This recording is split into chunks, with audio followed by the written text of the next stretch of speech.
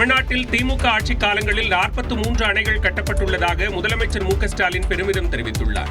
சென்னையை அடுத்த கிழக்கு கடற்கரை சாலையில் உள்ள நெம்மேலியில் நீர்வளத்துறை சார்பில் 342 கோடியே 60 லட்சம் ரூபாய் மதிப்பில் மாமல்லன் நீர்த்தேக்கம் அமைக்கப்பட உள்ளது. 4375 ஏக்கர் பரப்பளவில் 1.6 TMC வெள்ள நீரை சேமிக்கும் வகையில் இந்த நீர்த்தேக்கம் அமைகிறது. இந்த பணிகளுக்கு முதலமைச்சர் மு க ஸ்டாலின் அடிக்கல் நாட்டி வைத்தார்.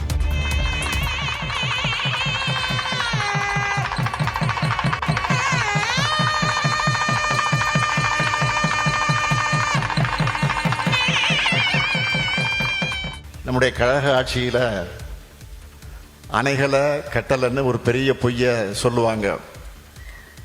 ஆனால் உண்மை நிலை என்ன? 1967ஆம் ஆண்டு திராவிட முன்னேற்ற கழகம் ஆட்சிக்கு வந்ததிலிருந்து 2011 வரை நம்முடைய தமிழ்நாட்டில் 43 அணைகள் கட்டப்பட்டிருக்கு. புதிய நீர்த்தேக்கம் மூலம் நாள்தோறும் 170 மில்லியன் குடிநீர் கிடைக்கும் என்றும் அதன் மூலம் 13 லட்சம் மக்களுக்கு குடிநீர் வழங்கப்படும் என்றும் அவர் தெரிவித்தார். மேலும் மாமல்லன் நீர்த்தேக்கத்தால் கடல் நீர் உட்புகுவது தடுக்கப்படும் என்றும் முதலமைச்சர் மு க ஸ்டாலின் தெரிவித்தார். சுங்கச்சாவடி கட்டணத்தில் விலக்கு மற்றும் சலுகையை தகுதி இருப்பின் மட்டுமே பெற்றுக்கொள்ள வேண்டும் என இந்திய தேசிய நெடுஞ்சாலை ஆணையம் தெரிவித்துள்ளது. சுங்கச்சாவடிகளில் விலக்கு மற்றும் சலுகை பெறுவதற்கான விதிமுறைகளை இந்திய தேசிய நெடுஞ்சாலை ஆணையம் வெளியிட்டுள்ளது. அதில் விதி எண் 11 படி குடியரசுத் தலைவர், பிரதமர், முதலமைச்சர்கள் உள்ளிட்ட உயர் பொறுப்பு வகிப்போரின் வாகனங்கள், தீயணைப்பு வாகனங்கள், ஆம்புலன்ஸ், அமரர் ஊர்திகள் உள்ளிட்ட அத்தியாவசிய வாகனங்களுக்கு விலக்களிக்கப்படுவதாக தெரிவிக்கப்பட்டுள்ளது. விதி எண் 9 சுங்கச்சாவடி பயனாளர்களுக்கு தள்ளுபடி கட்டணத்தில் பாஸ் அளிக்க வழிவகை செய்யப்பட்டிருப்பதாகவும் அதன்படி சுங்கச்சாவடியின் 20 கிலோமீட்டர் சுற்றுவட்டார பகுதிகளில் வசிக்கும் மக்களுக்கு 150 ரூபாய்க்கு மாதாந்திர பாஸ் வழங்கப்படும் என்றும் தெரிவிக்கப்பட்டுள்ளது. அதே நேரம் இணைப்பு சாலையோ பிற சாலைகளோ இருந்தால் இந்த பாஸ் வழங்கப்படாது என்று விளக்கம் அளிக்கப்பட்டுள்ளது. ஒரு குறிப்பிட்ட மாவட்டத்தில் பதிவு செய்யப்பட்ட தனியார் வாகனங்களுக்கு அந்த மாவட்டத்திற்குள் உள்ள அனைத்து சுங்கச்சாவடிகளிலும் 50% சலுகையில் கட்டணம் வசூலிக்கப்படும் என்று கூறப்பட்டுள்ளது. தமிழ்நாட்டில் வடகிழக்கு பருவமழை விலகியதாக அறிவித்துள்ள வானிலை ஆய்வு மையம் பனியின் தாக்கம் படிப்படியாக குறையும் என்று தெரிவித்துள்ளது. தமிழகம், புதுவை மற்றும் காரைக்கால் பகுதிகளில் வரும் வியாழன் வரை வறண்ட வானிலை நிலவும் என்றும் வரும் 23 முதல் 25ஆம் தேதி வரை ஒரு சில பகுதிகளில் மிதமான மழை பெய்யக்கூடும் என்றும் வானிலை ஆய்வு மையம் கூறியுள்ளது. நீலகிரி மாவட்டம் மற்றும் கொடைக்கானல் மலைப்பகுதிகளில் அதிகாலை வேளையில் உறைபனி ஏற்பட வாய்ப்புள்ளதாகவும் தெரிவித்துள்ளது.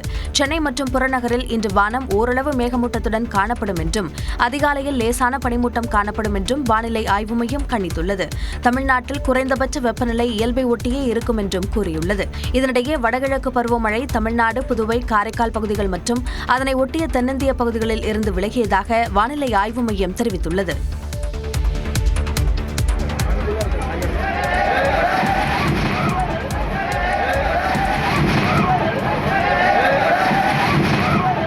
திருச்சியில் அதிமுகவினர் நடத்திய பொதுக்கூட்டத்தின் மேடை சரிந்து விழுந்த காட்சிதான் இது. அதிமுக சார்பில் மறைந்த முதலமைச்சர் எம்ஜிஆரின் பிறந்தநாள் விழா பொதுக்கூட்டம் திருச்சி மாநகரில் உள்ள எடத்தெரு அருகே நடைபெற்றது. இதில் முன்னாள் அமைச்சர் சரோஜா உள்ளிட்ட கட்சி நிர்வாகிகள் கலந்து கொண்டனர். மேடையில் 25க்கும் மேற்பட்டோர் இருந்த நிலையில் மேடையோடு இணைந்து பின்புறம் அமைக்கப்பட்டிருந்த பேனர் திடீரென சரிந்து விழுந்தது. அப்போது மேடையும் லேசாக சரிந்ததால் அதில் நின்றிருந்தவர்கள், அமர்ந்திருந்தவர்கள் என அனைவரும் கீழே விழுந்தனர்.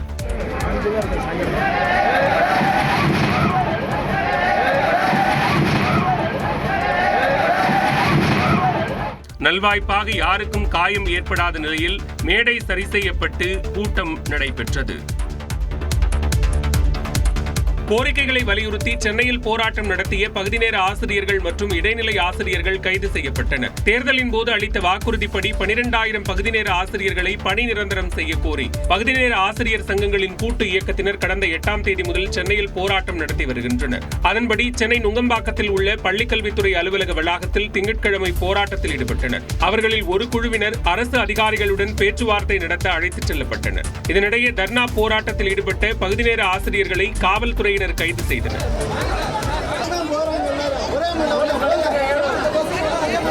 இதேபோன்று சமவேளைக்கு சம ஊதியம் வழங்க வலியுறுத்தி இடைநிலை ஆசிரியர்கள் 25வது நாளாக போராட்டத்தில் ஈடுபட்டனர். சென்னை பாரிமுனையில் போராட்டத்தில் ஈடுபட்ட அவர்களை காவல்துறையினர் குண்டுக்கட்டாக கைது செய்தனர்.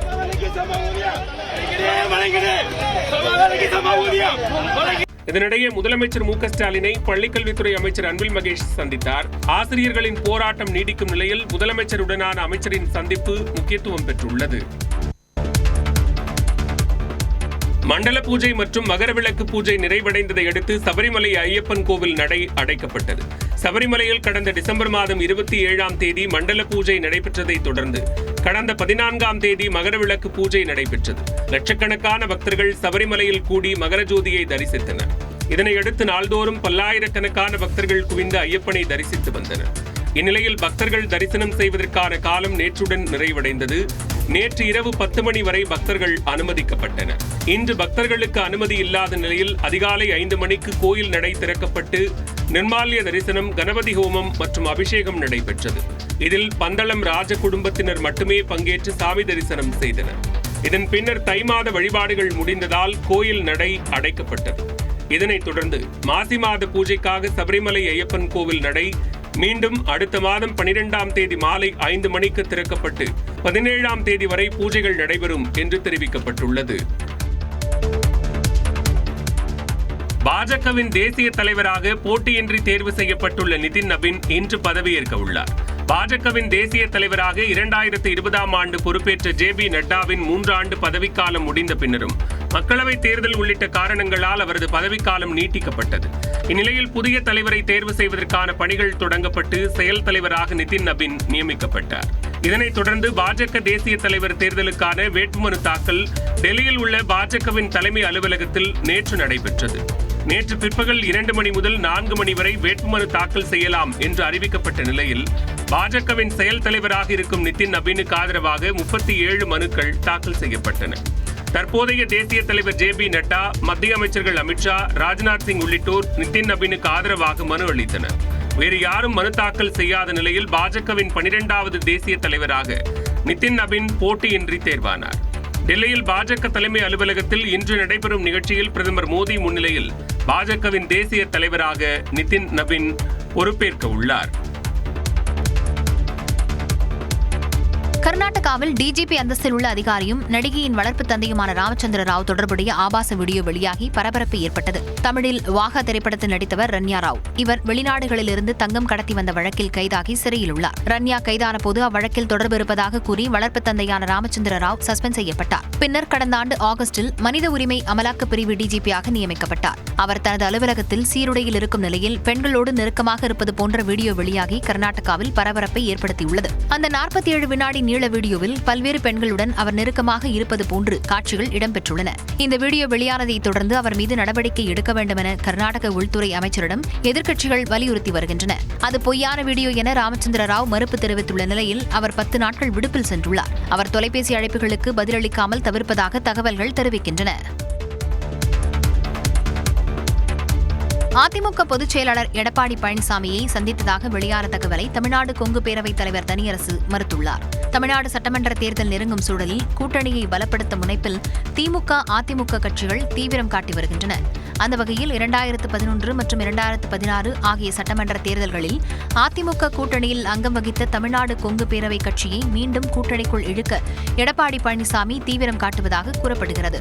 இது தொடர்பாக அதிமுக பொதுச் செயலாளர் எடப்பாடி பழனிசாமியை சென்னை பசுமை வழிச்சாலையில் உள்ள அவரது இல்லத்தில் தமிழ்நாடு கொங்கு இளைஞர் பேரவைத் தலைவர் தனியரசு சந்தித்து அரை மணி நேரம் பேச்சுவார்த்தை நடத்தியதாக தகவல் வெளியானது.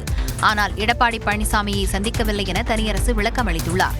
அதிமுக கூட்டணியில் இருந்த தனியரசு 2011ஆம் ஆண்டு பரமத்திவேலூர் தொகுதியிலிருந்தும் 2016இல் காங்கேயம் தொகுதியிலிருந்தும் சட்டப்பேரவைக்கு தேர்வானார்.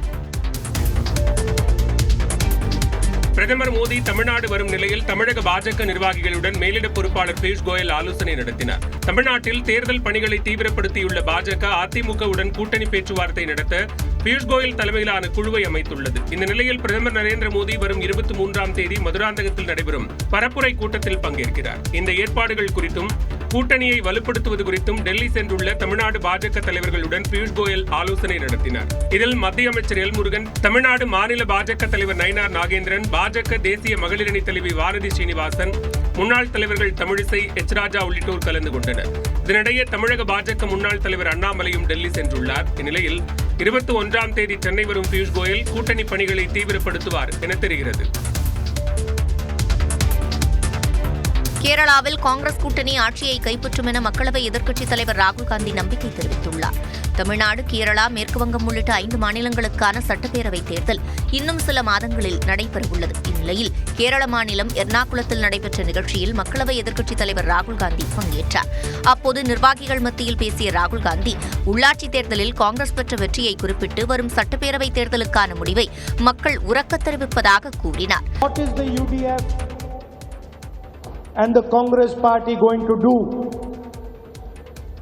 once they win the election. The UDF and the Congress party have to provide a vision for Kerala which addresses this unemployment problem. நாடு சித்தாந்த போட்டியை எதிர்கொள்ளும் சூழலில் கேரளா அரசியல் போரை எதிர்கொள்வதாகவும் ராகுல் காந்தி தெரிவித்தார். ஆந்திராவில் போட்டி போட்டு 19 பாட்டில் பீரை குடித்த 2 மென்பொறியாளர்கள் உயிரிழந்த சம்பவம் அதிர்ச்சியை ஏற்படுத்தியுள்ளது. அந்த மாநிலத்தின் அன்னமய்யா மாவட்டம் பண்டாரிப்பள்ளி கிராமத்தைச் சேர்ந்த இளைஞர்கள் பலர் வெளியூர்களில் பணியாற்றி வருகின்றனர். அவர்கள் பொங்கல் விடுமுறை ஒட்டி சொந்த ஊருக்கு வந்துள்ளனர். அப்போது இளைஞர்கள் அனைவரும் ஊருக்கு வெளியே இருக்கும் மலைக்கு சென்று மது அருந்தும் போட்டி நடத்தினர். அதில் மணிக்குமார், புஷ்பராஜ் ஆகியோர் தலா 19 பாட்டில் பீர் குடித்ததாக தெரிகிறது. போதையில் அவர்கள் மயங்கி விழுந்த நிலையில் உடனடியாக மருத்துவமனைக்கு அழைத்து செல்லப்பட்டனர். அவர்களை பரிசோதனை செய்த மருத்துவர்கள் இருவரும் ஏற்கனவே உயிரிழந்து விட்டதாக கூறியுள்ளனர். மணிக்குமார் பெங்களூருவில் வேலை செய்து வந்த நிலையில் அவருக்கு திருமணமாகி ஒரு மகன் இருக்கிறார். சென்னையில் பணியாற்றிய புஷ்பராஜுக்கு இன்னும் திருமணமாகவில்லை என்பது குறிப்பிடத்தக்கது. நாடு முழுவதும் உள்ள திருப்பதி தேவஸ்தான கோயில்களில் மார்ச் மாதத்தில் அன்னதான திட்டம் தொடங்கப்படும் என்று அறிவிக்கப்பட்டுள்ளது. தமிழ்நாட்டில் சென்னை, கன்னியாகுமரி, வேலூர் உள்ளிட்ட நகரங்களில் திருப்பதி தேவஸ்தானத்திற்கு சொந்தமான கோயில்கள் உள்ளன. இதேபோல நாடு முழுவதும் 56 கோயில்களை திருப்பதி தேவஸ்தானம் நிர்வகித்து வருகிறது. இந்த கோயில்களில் பகல் மற்றும் இரவு வேளைகளில் அன்னதானம் வழங்க முடிவு செய்யப்பட்டுள்ளது.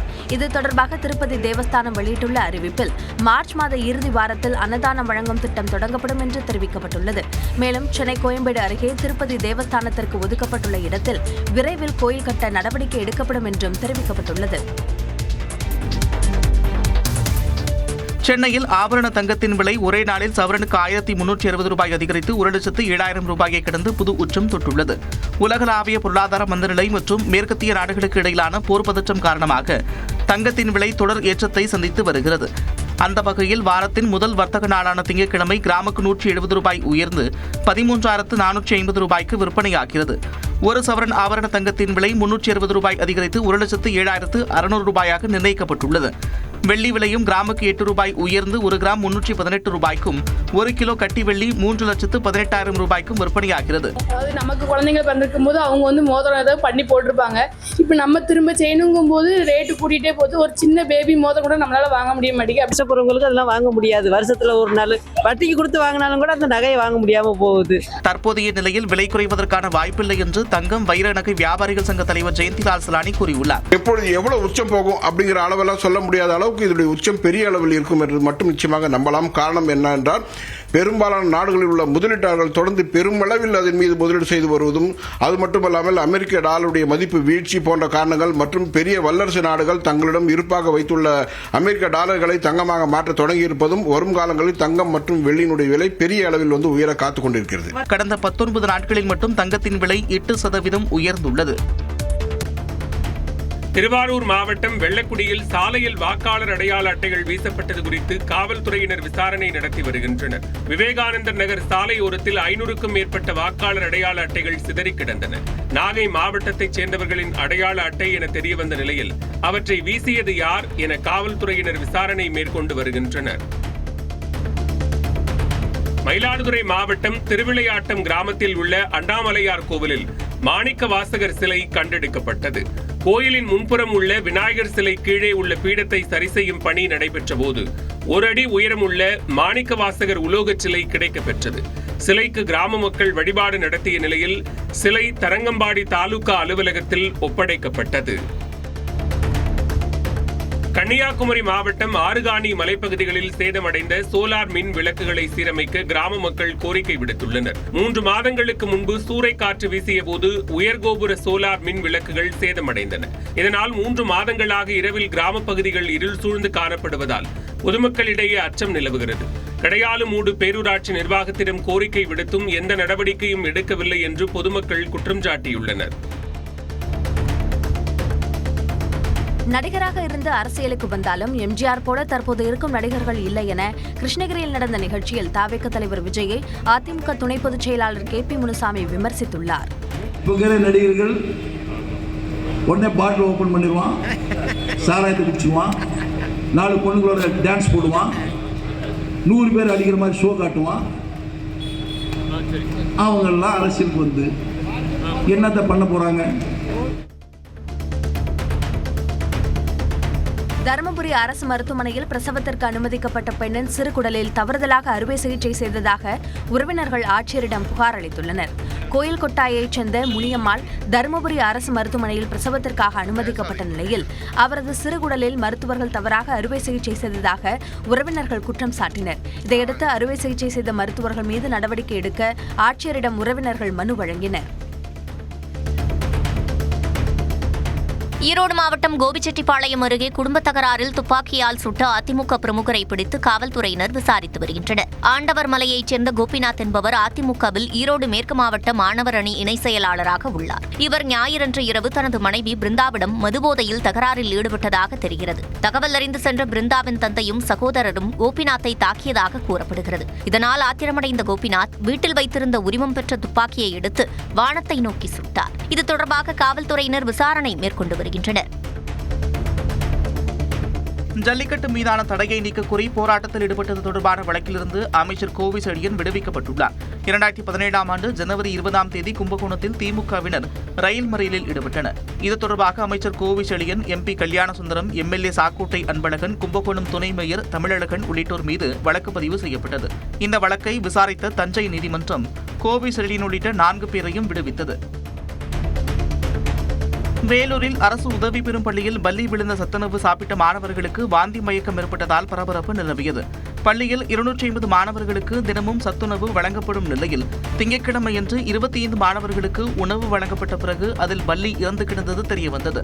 இதனையடுத்து உணவு விநியோகம் உடனடியாக நிறுத்தப்பட்டது. மேலும் உணவை சாப்பிட்ட மாணவர்களுக்கு முதலுதவி சிகிச்சை அளிக்கப்பட்டது. ஒரு மாணவன் மயங்கி விழுந்ததால் அவர் மட்டும் மருத்துவமனைக்கு அழைத்து செல்லப்பட்டார். மேலும் பரிசோதனைக்காக உணவு மாதிரி எடுத்து செல்லப்பட்டது. நாமக்கல் ஆட்சியர் அலுவலகத்தில் மாவட்ட ஜல்லிக்கட்டு பேரவையைச் சேர்ந்தவர்கள் திடீர் தர்ணாவில் ஈடுபட்டதால் பரபரப்பு ஏற்பட்டது. சாலப்பாளையத்தில் வருகிற 27ஆம் தேதி நடைபெறவிருக்கும் ஜல்லிக்கட்டு போட்டியில் அதிமுக, பாஜக முக்கிய தலைவர்கள் கலந்து கொண்டிருப்பதாக கூறப்படுகிறது. இதனையொட்டி முன்னேற்பாடு பணிகள் நடைபெற்று வரும் சூழலில் காளைகள் பதிவு ஆன்லைன் முறையில் மட்டுமே நடத்தப்படும் என்று மாவட்ட நிர்வாகம் அறிவித்ததற்கு எதிர்ப்பு தெரிவித்து போராட்டத்தில் ஈடுபட்டனர். ராமநாதபுரம் மாவட்டம் ஆரஸ்மங்கலம் சுற்றுவட்டார பகுதிகளில் அறுவடைக்கு தயாரான நெற்பயிர்கள் மழை காரணமாக சேதமானதால் விவசாயிகள் கவலையடைந்துள்ளனர்.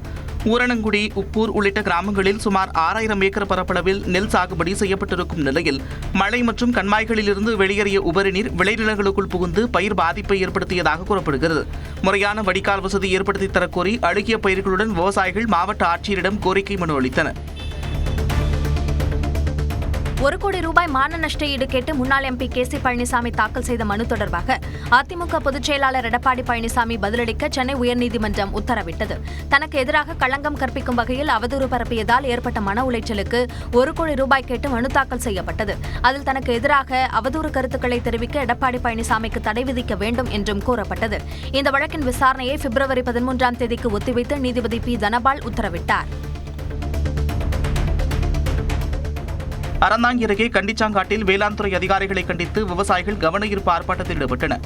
ஆவுடையார் கோவில், மணல்மேல்குடி, அறந்தாங்கி உள்ளிட்ட பகுதிகளில் கனமழையால் சுமார் 3000 ஏக்கரில் அறுவடைக்கு தயாராக இருந்த நெற்கதிர்கள் சாய்ந்து மழைநீரில் மூழ்கி சேதமடைந்தன. இந்நிலையில் நிவாரணம் வழங்குவதற்காக பாதிப்பை நேரில் பார்வையிட்டு கணக்கீடு செய்யாத அதிகாரிகளை கண்டித்து 100க்கும் மேற்பட்ட விவசாயிகள் போராட்டம் நடத்தினர். கச்சா எண்ணெய் கழிவுகளில் இருந்து வீசும் துர்நாற்றத்தால் நாகை மாவட்டம் குத்தாலம் சுற்றுவட்டார மக்கள் கடும் அவதிக்குள்ளாகின்றனர். குத்தாலம் ஊராட்சியில் மத்திய அரசின் பொதுத்துறை நிறுவனமான ONGC செயல்படுகிறது. CPCL ஆலையில் சுத்திகரிப்பு பணிகள் தற்காலிகமாக நிறுத்தப்பட்டதால் தற்போது அந்த பணிகள் ONGC நிறுவனத்தில் மேற்கொள்ளப்படுகிறது. இதற்காக கழிவுப் பொருட்கள் கண்டெய்னர் லாரிகள் மூலம் கொண்டுவரப்படுகிறது. கழிவுப் பொருட்களிலிருந்து வீசும் துர்நாற்றத்தால் பொதுமக்களுக்கு வாந்தி, மயக்கம், கண்டெரிச்சல், இருமல், சுவாசக் கோளாறு ஏற்படுவதாக கூறப்படுகிறது. அரசு பேருந்துகளில் நீக்கப்பட்ட தமிழ்நாடு என்ற வார்த்தையை மீண்டும் சேர்க்க கோரிய வழக்கில் அரசு விளக்கமளிக்க உயர்நீதிமன்ற மதுரை கிளை உத்தரவிட்டுள்ளது. தூத்துக்குடி கடம்பூரைச் சேர்ந்த சமூக ஆர்வலர் செல்வகுமார் என்பவர் தாக்கல் செய்த பொதுநல மனு நீதிபதிகள் ஜெயச்சந்திரன், ராமகிருஷ்ணன் அமர்வில் விசாரணைக்கு வந்தது. அப்போது மனு குறித்து தமிழ்நாடு அரசு உரிய விளக்கம் அளிக்க நீதிபதிகள் உத்தரவிட்டு விசாரணையை 2 வாரங்களுக்கு ஒத்திவைத்தனர். ஈரோட்டில் தெருநாய்கள் கடித்து குதறியதில் கன்றுக்குட்டி உயிரிழந்த சம்பவம் சோகத்தை ஏற்படுத்தியுள்ளது. கனிராவுத்தர் குளத்தைச் சேர்ந்த சண்முகம் என்பவர் கறவை மாட்டுடன் கன்றுக்குட்டியை வளர்த்து வந்தார். வழக்கம் போல காலையில் பால் கறக்கச் சென்றபோது பசுவின் அருகே கட்டப்பட்டிருந்த கன்றுக்குட்டி உடலில் காயங்களுடன் இறந்து கிடந்ததைக் கண்டு அதிர்ச்சியடைந்தார். சிசிடிவி காட்சிகளை ஆய்வு செய்ததில் 3க்கும் மேற்பட்ட தெருநாய்கள் கடித்ததில் கன்றுக்குட்டி உயிரிழந்தது தெரியவந்தது.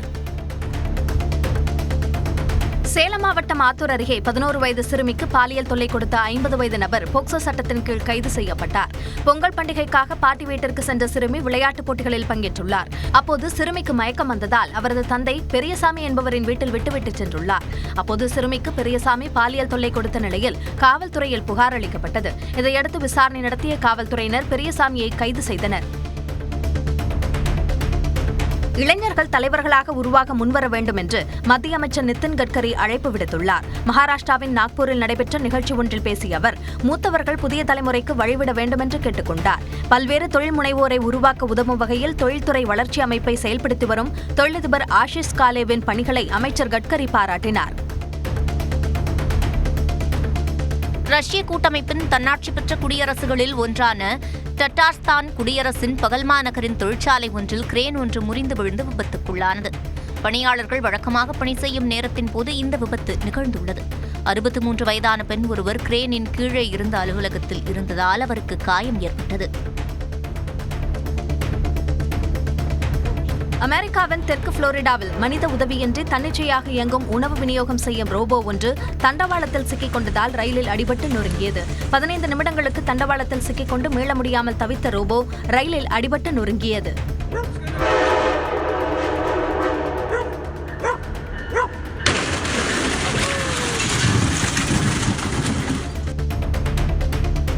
தென்னாப்பிரிக்காவில் கடும் மழையால் கோமதி ஆற்றில் ஏற்பட்ட வெள்ளப்பெருக்கில் அடித்துச் செல்லப்பட்ட குட்டி யானையை தாய் யானை போராடி மீட்டது. க்ரூக்கர் தேசிய பூங்காவில் இருந்த விலங்குகள் நீரில் இருந்து தம்மை தற்காத்துக் கொண்டன.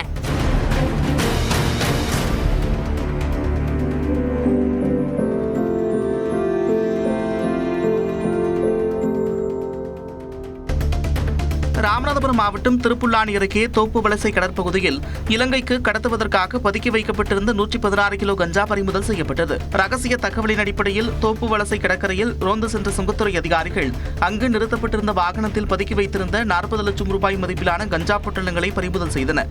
இந்த கஞ்சாவை பதுக்கி வைத்து கடத்த முயன்றது யார் என்று விசாரணை நடத்தி வருகின்றனர். திருச்சி மாவட்டம் நவலூர் குட்டப்பட்டியில் நடைபெற்ற ஜல்லிக்கட்டு போட்டியில் 600 காளைகள் களமிறக்கப்பட்டன. ஒவ்வொரு காளையாக வாடிவாசல் வழியாக அவிழ்த்துவிடப்பட அவற்றை 300க்கும் மேற்பட்ட வீரர்கள் எதிர்கொண்டு அடக்கும் முயற்சியில் ஈடுபட்டனர்.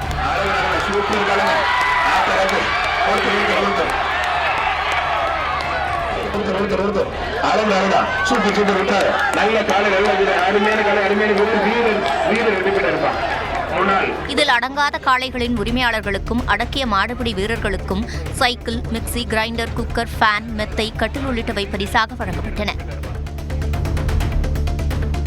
திருவள்ளூர் மாவட்டம் கடம்பத்தூர் அருகே கூவமாற்றில் 50க்கும் மேற்பட்ட கற்சிலைகள் கண்டெடுக்கப்பட்டுள்ளன. பிஞ்சிவாக்கம் பகுதியைச் சேர்ந்த முனுசாமி என்பவர் ஆற்றில் சிலைகள் இருப்பதை கண்டறிந்துள்ளார். அவர் அளித்த தகவலின் பேரில் ஆற்றில் இறங்கிய கிராமத்தினர் 50க்கும் மேற்பட்ட சிலைகளை கண்டறிந்தனர். இது தொடர்பாக வருவாய்த்துறையினர் மற்றும் காவல்துறையினர் விசாரணை மேற்கொண்டு வருகின்றனர். சிலைகள் அனைத்தையும் கிராமத்தில் உள்ள கோயிலில் வைத்து வழிபட உள்ளதாக அப்பகுதி மக்கள் தெரிவித்தனர். சேலம் மாவட்டம் மாசிநாயக்கன்பட்டி ஊராட்சி சக்தி நகர் பகுதியில் குப்பைகளை சேகரித்து எரிப்பதற்கு அப்பகுதி மக்கள் எதிர்ப்பு தெரிவித்துள்ளனர். ஊராட்சியில் சேகரிக்கப்படும் குப்பை, மருத்துவ மற்றும் இறைச்சி கழிவுகளை சேகரித்து எரியூட்டப்படுவதால் அந்த பகுதியில் காற்று மாசு ஏற்படுவதாக குற்றம் சாட்டியுள்ளனர். அனைத்து வயதினருக்கும் உடல்நிலை கோளாறு ஏற்படுவதையும் விவசாயம் பாதிக்கப்படுவதையும் கருத்தில் கொண்டு மாவட்ட நிர்வாகம் விரைந்து நடவடிக்கை எடுக்க வேண்டும் என்று பொதுமக்கள் வலியுறுத்தியுள்ளனர். நாகை மாவட்டம் கீழ்வேளூர் அருகே பனைமரத்தின் மீது இருசக்கர வாகனம் மோதிய விபத்தில் மருந்து கடை உரிமையாளர் பரிதாபமாக உயிரிழந்தார். தொழுவத்துமேடு பகுதியைச் சேர்ந்த விஜயகுமார் அண்ணாதுரை என்பவருடன் இருசக்கர வாகனத்தில் நாகூர் ஆழியூர் சாலையில் சென்றுள்ளார். வைரவநிரப்பு பகுதியில் வந்தபோது கட்டுப்பாட்டை இழந்த இவர்களின் வாகனம் சாலையோர பனைமரத்தின் மீது மோதியது. இதில் இருவரும் பலத்த காயம் ஏற்பட்ட நிலையில் அக்கம் பக்கத்தினர் மீட்டு மருத்துவமனைக்கு அனுப்பி வைத்தனர். விஜயகுமார் ஏற்கனவே இறந்துவிட்டதாக மருத்துவர்கள் கூறினர். செங்கல்பட்டு மாவட்டம் படாரம் அருகே பட்டா கேட்டவர் மீது தாக்குதல் நடத்தப்பட்டதை கண்டித்து பொதுமக்கள் சாலை மறியல் போராட்டத்தில் ஈடுபட்டனர். புக்கத்துறை சமத்துவபுரத்தில் நடைபெற்ற பொங்கல் விழாவில் ஊராட்சி மன்ற தலைவர் சுரபராணியும் அவரது கணவர் எழிலரசும் பங்கேற்றனர். அவர்களிடம் தங்கள் பகுதிக்கு பட்டா வழங்க வேண்டும் என்று விமல்ராஜ் என்பவர் கேட்ட நிலையில் அவரை எழிலரசுவின் ஆதரவாளர்கள் தாக்கியுள்ளனர். இதனால் விமல்ராஜ் மருத்துவமனையில் அனுமதிக்கப்பட்டிருக்கும் நிலையில் தாக்குதல் தொடர்பாக காவல் நிலையத்தில் அளித்த புகாரின் மீது நடவடிக்கை எடுக்கப்படவில்லை என்று கூறப்படுகிறது. இதனை கண்டித்து சமத்துவபுரத்தைச் சேர்ந்த மக்கள் மறியல் போராட்டத்தில் ஈடுபட்டனர்.